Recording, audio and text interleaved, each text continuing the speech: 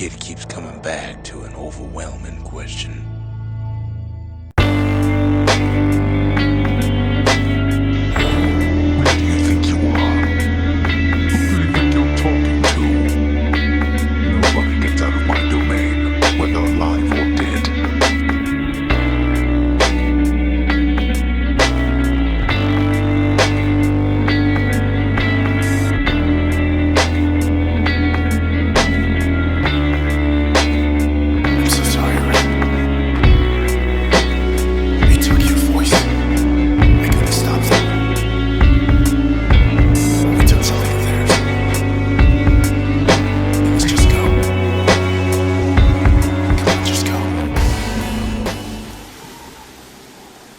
I am Couchscoop and welcome to another one of my lists. We're looking at Supergiant as a studio, their backlog and some of their current games. As you probably have heard of them, they do have a very interesting road to success and they've got some awesome older titles. So soon after your sentence into exile. Pyre is one of them. It's not their oldest, but it's by far their strangest. I'm interested in it because it comes with couch co-op. It's the only Supergiant game that we saw with local area co-op on it, and it works with this. It's an incredible idea and really something that they kind of tackled, I think, on a sort of off note. This title seems to be offbeat with what they're looking to achieve as a studio. You'll see the end game of that concept coming up, but for now, let's look at Pyre and its nuances and some of its more interesting areas. Essentially, this is a 3-on-3 battle game that's coming at the sort of sports angle, but it's very different to any sports game on the market and probably the only modern sports game that I will play, brackets people too.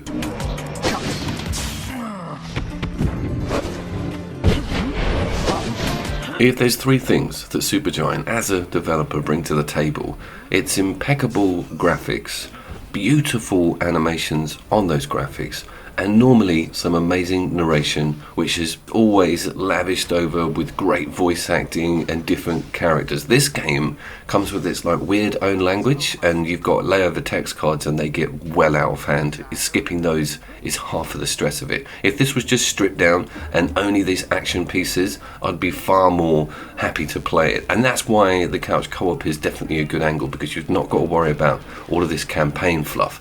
Somebody get the orb.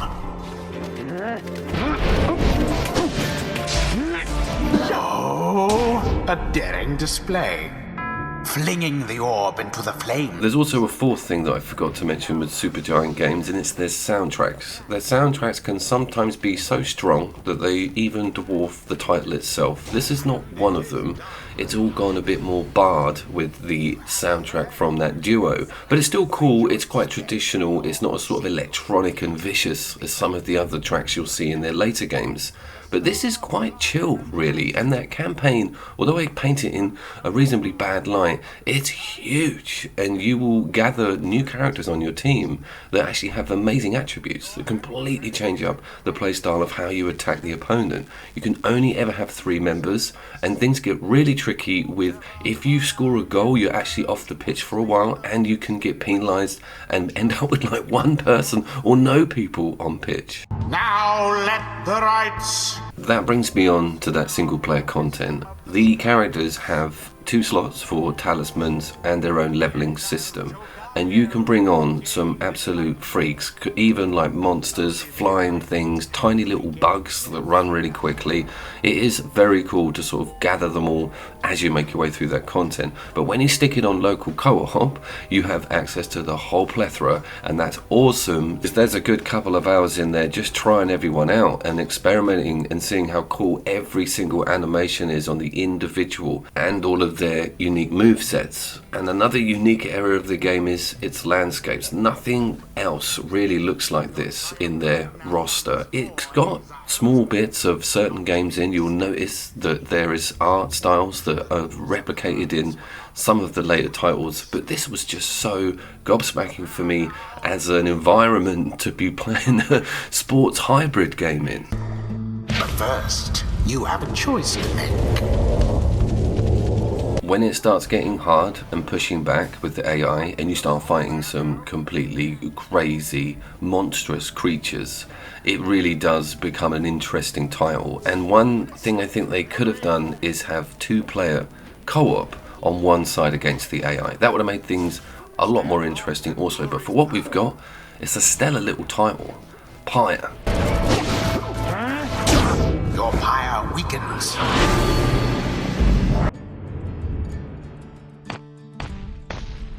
Okay, let's move on to Bastion. Bastion was the first Supergiant game I ever played. I think it's 2015 or 2016, and it was also one of the first free PlayStation Network games I played. I probably wouldn't be a bigger fan of Supergiant if I hadn't played Bastion all those years ago, because the stuff that it did was mimicked right the way through their series of games. The voiceover is spot on, commenting on what's happening on screen at the same time. That map layout and some of the furniture, the way it falls in, these vivid colours, just blew me away. It's so strange going back to this game now after not playing it for 4 years, because this type of game, especially on the indie front, is so popular now, with like rebound mechanics on the shields and just timed blows and parries, and working with that roll and dodge system and having that weapon switch out. I mean, you look at something like the Ascent that came out about a year ago and there's barely any difference with that gameplay model. And I think what Supergiant did was take this style and pump loads of action RPG elements into it, including unlock and weapon forges, upgrading every single item, and just coming up with some very cool ideas about your move set and how your character looks. It was just a groundbreaker for me. I didn't realise that games this cheap could be that good. Kid better watch his step.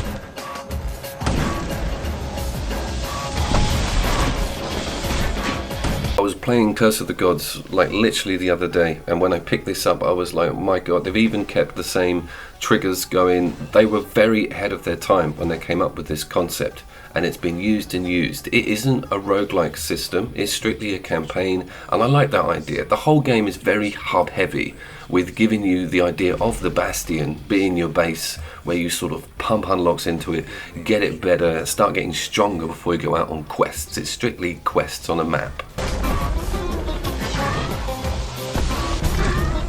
And Bastion for me has the most sort of traditional, most comprehensive story. All of these games do try to lean on their story content to pull you through. But Pyre, I've got no idea what's going on with that celestial nightmare. But this was quite clear what my objectives were, and the voiceover was really helping me, and I was feeling empowered the more I bolted on, the more weapons I got unlocked. The range side of it is so cool, giving you some machine guns, old school style, Springfields, shotguns, a grappling hook. It's massive, and it's got at least 50 to 60 hours in it. I finished it. I couldn't help myself. It was something that I was just wanted to burn through way back in 2016. I remember back then seeing some accolade on completion, like a New Game Plus mode, like with all of your unlocked items ready given to you. So that is definitely the way forward.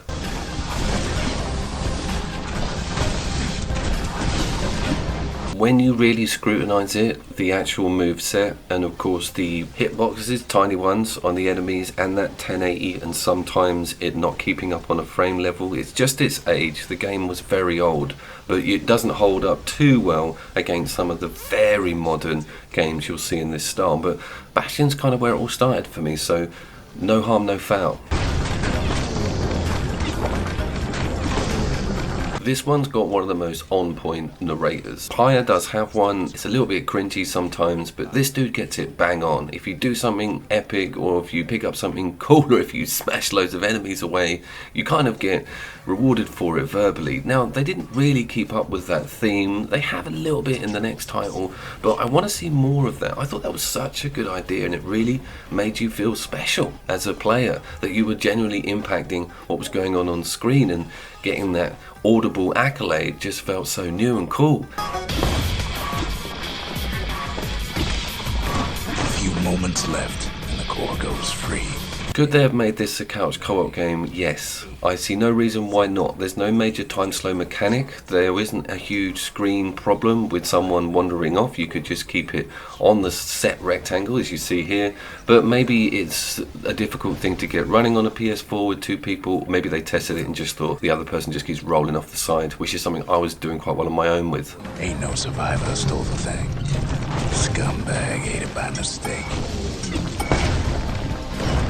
How does a legacy PS4 game perform on the PlayStation 5? Absolutely fine. I did see some issues with Pyre and freezes when a lot was going on screen or something new was happening. A little bit like when you boot up a PC game for the first time. I was getting stutters on certain powers and it not happening again. With Bastion, it was perfect. It just suffers from being a bit too busy for its engine. It's fair enough though, but I am secretly miffed we don't get a 4K 60 frame per second version of this. That would be pretty amazing. And if anyone at Supergiant is watching, I probably imagine a lot of people, because of the success of your most recent game, will go back to this if it was improved on that front. So, can you get on with that, please? In all this toil, Kid keeps coming back to an overwhelming question. Where do you think you are? Hades is up next, and spoiler, this isn't the last game on the list. And if you remember when I was talking about Pyre, I was saying that Supergiant have this kind of goal or this end game as a developer. I do and don't think that Hades was that. When this was getting developed, I think a few things happened. They obviously wanted to make a roguelike from the get-go, I'm pretty sure, but they kind of don't have any experience in that direction. And I think slowly, I got this on early access when they were doing a lot of the tests. It really did evolve. It was the most hardest game I'd ever played on a roguelike level when it first launched. The drop system was all broken, but it looked so incredible, and it was from one of my favourite developers that I knew that the polish would come together. Now, when I say the word polish, I mean take away all of the individualism that makes it a Supergiant game and pump in all of the standard tropes that make it a sort of AAA, AA roguelike game. So it was losing its personality because it was needed to be made a bit more efficient to compete with some of the best roguelikes on the market. Now, the good news is, it is one of the best roguelikes on the market. It's totally blown my mind how Supergiant have come out of the sort of timid indie game area and just smashed it with one of the most octane fueled, high speed, beautiful looking roguelikes with a system that's got an amazing end game on it. Some of the stuff is a little bit OP. A lot of Zeus's rewards I think are a little bit broken if you get a chance to stack them, but that language I'm using against a Supergiant game, I never thought I would. I really thought these guys were all about campaign and story and rich characters, and they went and thumped us with this, but Jesus, it was a welcomed thump.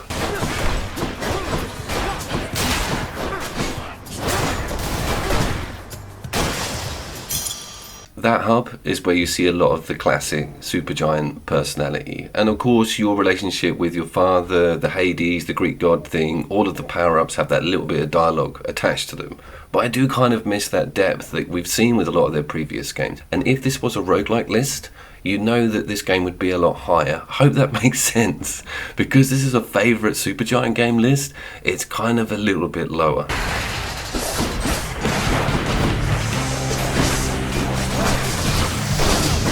This is also the only footage of a non-PlayStation 5 game. This is on my Game Pass and over on my PC, so it's at 1080 and it's at a peg 60 frames per second. If you own this on the 5, you'll know that you can take it to 4K at a peg 30, which is pretty goddamn stunning, and the game never has a performance issue. And if you watch replays a lot and look at the destruction, dissipation on things like pillars or smaller enemies or stuff blowing up, you never see it when you're playing it, because you are blistering through some of the most exciting roguelike gameplay available at the moment on all systems.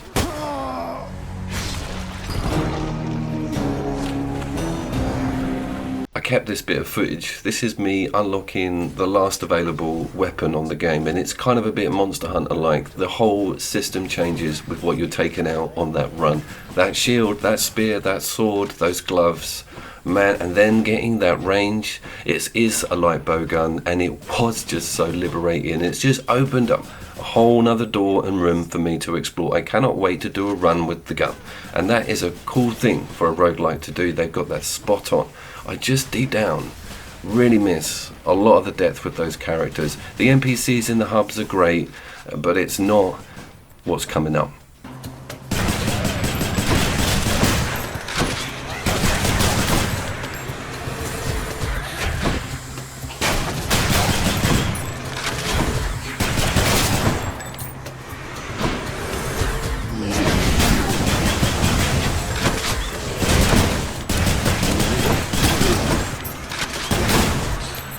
Let me just tell you a little bit about where Transistor sits with me and my channel. Transistor's won the best soundtrack, indie game soundtrack list I produced a couple of years ago.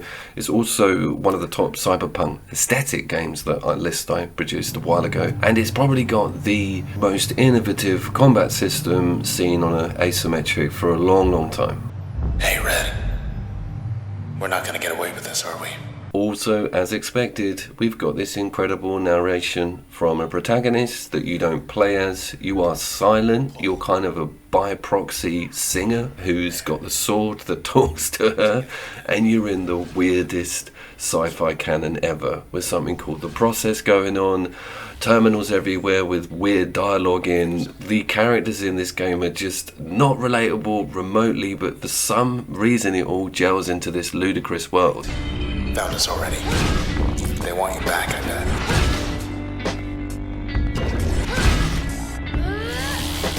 Well, so do I. Now, after coming off of Bastion, this is chronologically their next game. Look at the sparks on that sword that gets dragged, and some of the lines going round the arena. The detail is crazy good, and if you're spending that much time on small things like that at the start of a game, it means that you're taking the job very seriously. It appears that no detail has not been laboured over, and this goes for the amazing design of all the stuff you're fighting, including the arenas and the showstopper, which is this combat system.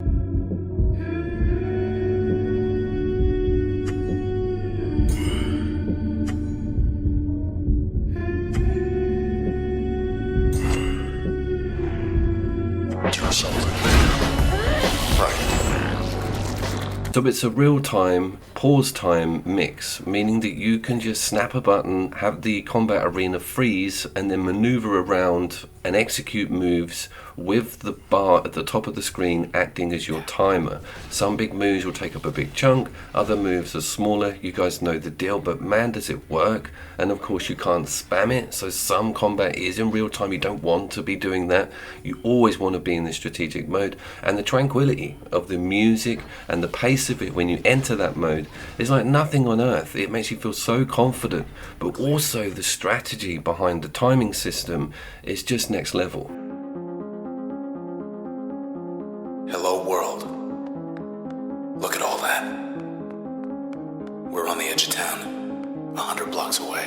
Interweaving that dialogue in with that beautiful city with the enemies and boss fights and storyline is just incredibly done, and the whole thing is like a package. It's got one of the weirdest hubs ever in a game, and traversing through different sections of the city or looking at it through these telescopes and getting that feel of coming closer to your mission. Central game characters, especially the deceased ones, come over to you in the form of a power. It's very well done, and you can mix and match these powers. This is where this game kind of comes into its own. It's got a pick and mix and a blend system with all of the perks that you get in those 4 slots. You can come up with some crazy stuff. Each playthrough is going to have you thinking differently with what sort of range or close quarters build you want to go for. It's incredibly done, it works very well, and it was particularly ahead of its time, I feel, given an almost infinite amount of different weapon combinations that equaled very different playstyles. She wants to come along. We can use her.